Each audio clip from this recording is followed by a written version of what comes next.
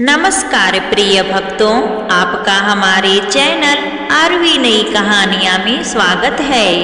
उम्मीद करती हूँ आज की कहानी आपको जरूर पसंद आए। आज सुनिए रविवार के दिन रविवार व्रत की कथा। तो चलिए इस कथा को प्रसन्नचित्त मन से हम सुनते हैं। बहुत समय पहले एक छोटे से गांव में लक्ष्मी नाम की एक स्त्री रहती थी। स्वभाव से सरल, मेहनती और अत्यंत धार्मिक थी।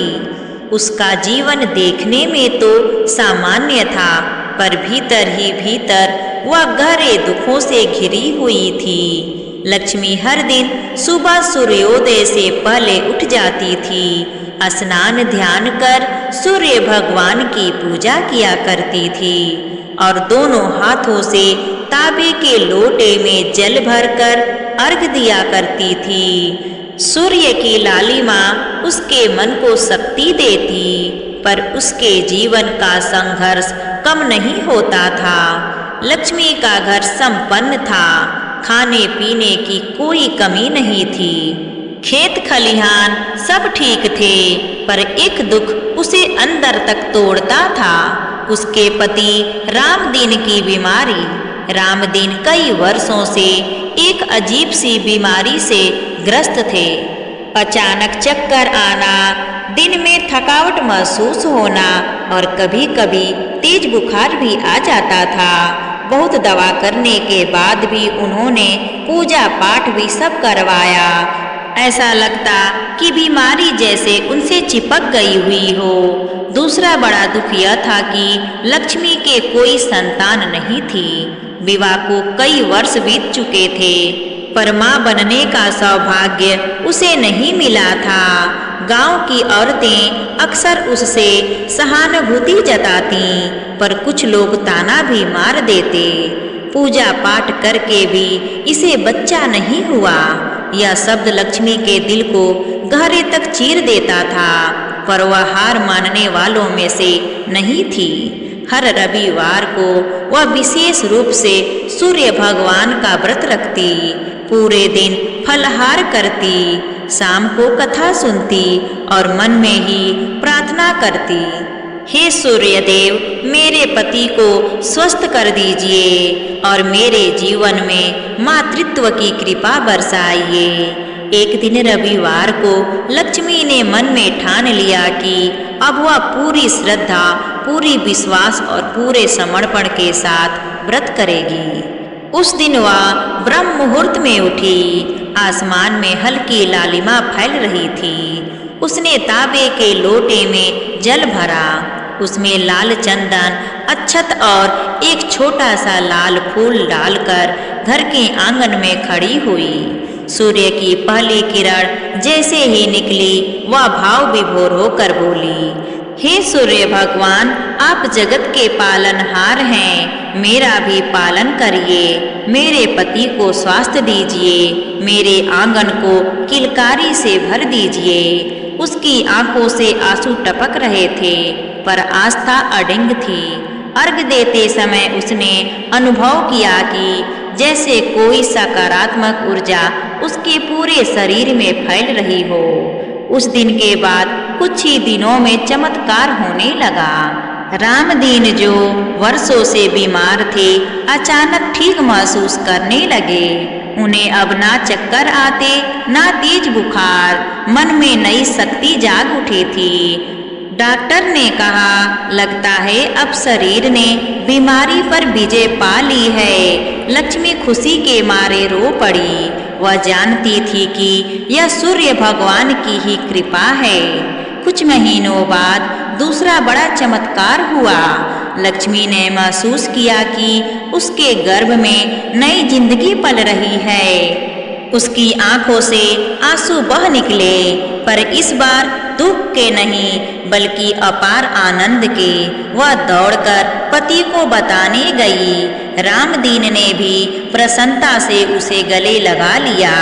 गांव में खुशखबरी फैल गई। लोग कहने लगे, देखो सच्ची श्रद्धा कभी व्यर्थ नहीं जाती। समय बीतता गया। लक्ष्मी के घर एक सुंदर पुत्र ने जन्म लिया और कुछ वर्ष बाद एक पुत्री भी हुई। उसके घर की रौनक लौट आई। राम दिन बिल्कुल स्वस्थ हो गए थे और खेत खलिहान फिर से उनकी मेहनत से लहलहा उठे। जब भी कोई स्त्री उससे अपनी परेशानी बताती, लक्ष्मी प्रेम से कहती, बहन मैं तुम्हें एक ही बात कह सकती हूँ, सुबह उठकर सूर्य भगवान की पूजा करो, नियमित अर्घ दो और रविवार का व्रत श्रद्धा से रखो। सूर्य देव कभी खाली हाथ नहीं लौटाते। वह अपने जीवन का सबसे बड़ा सबक हर किसी को बताती। दर्द कितना भी बड़ा क्यों ना हो, विश्वास उससे भी बड़ा होना चाहिए।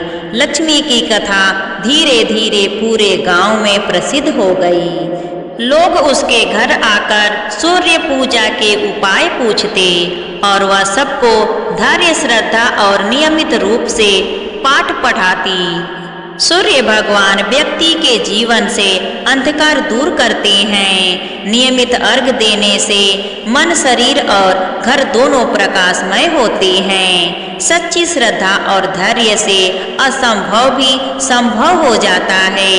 भगवान पर विश्वास कभी निरर्थक नहीं जाता। लक्ष्मी ने जो भोगा उसी ने उसे मजबूत बनाया। उसके पति की बीमारी, उसकी निसंतानता, समाज का तिरस्कार, सब पर उसने जीत पाई केवल विश्वास और पूजा से।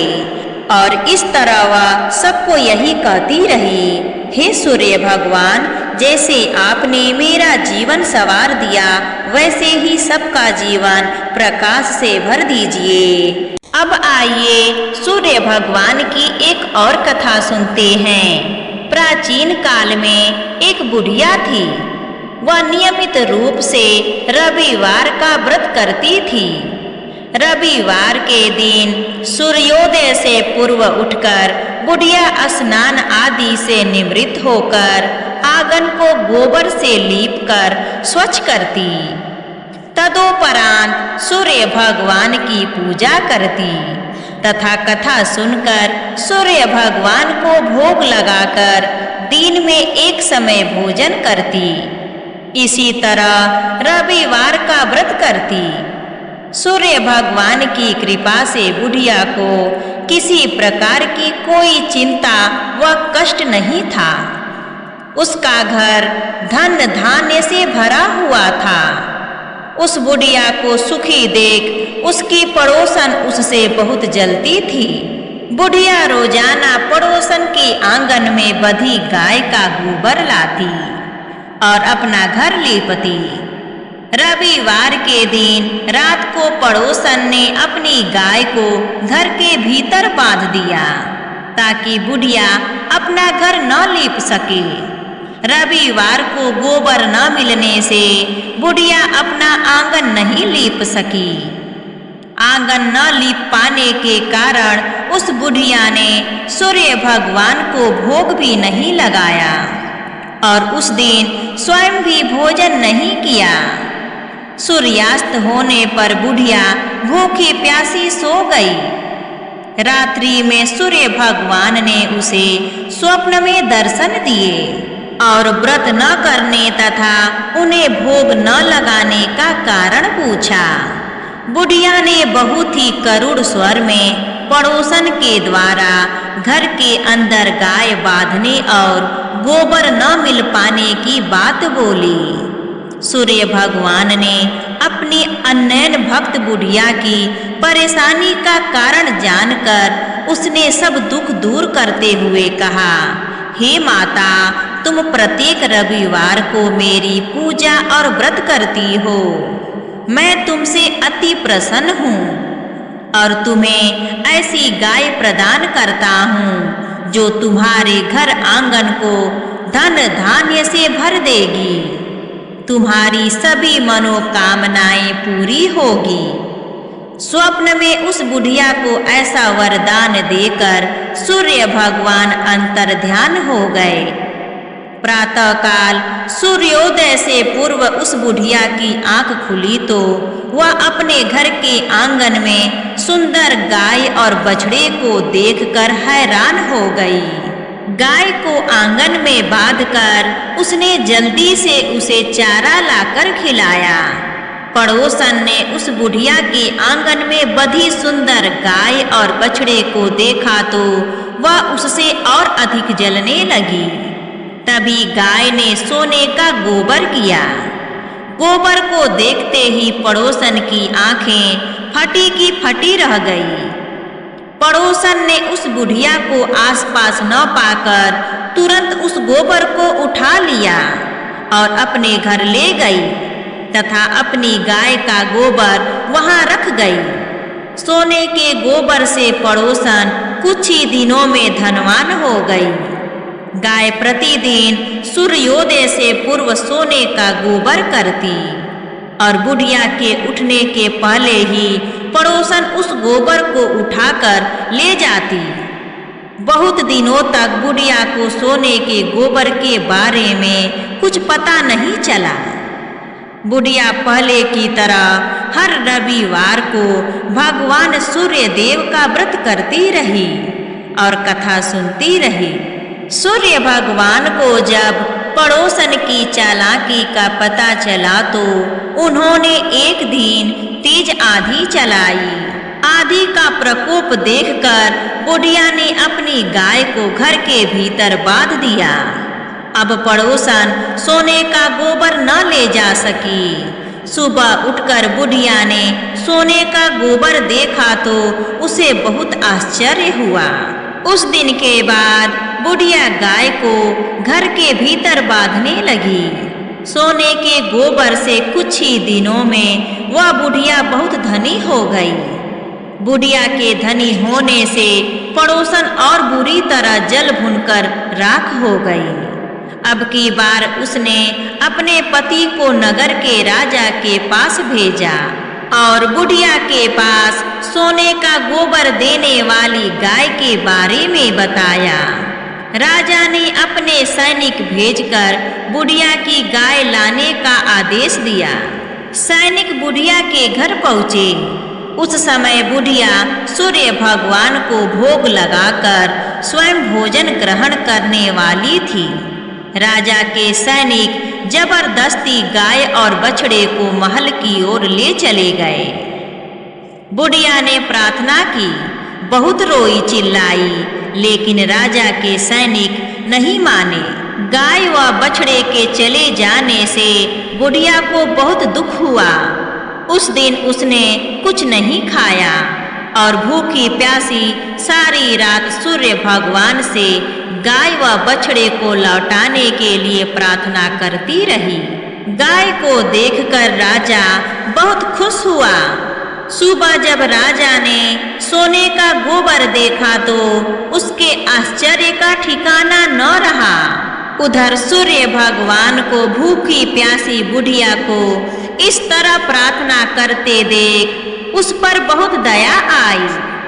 उसी रात सूर्य भगवान ने राजा को स्वप्न में कहा, राजन, बुढ़िया की गाय व बछड़ा तुरंत लौटा दो, नहीं तो तुम पर विपत्तियों का पहाड़ टूट पड़ेगा। तुम्हारे राज्य में भूकंप आएगा, तुम्हारा महल नष्ट हो जाएगा। सूर्य भगवान के स्वप्न से बुरी तरह भयभीत राजा ने प्रातः उठते ही गाय और बछड़ा बुढ़िया को लौटा दिया।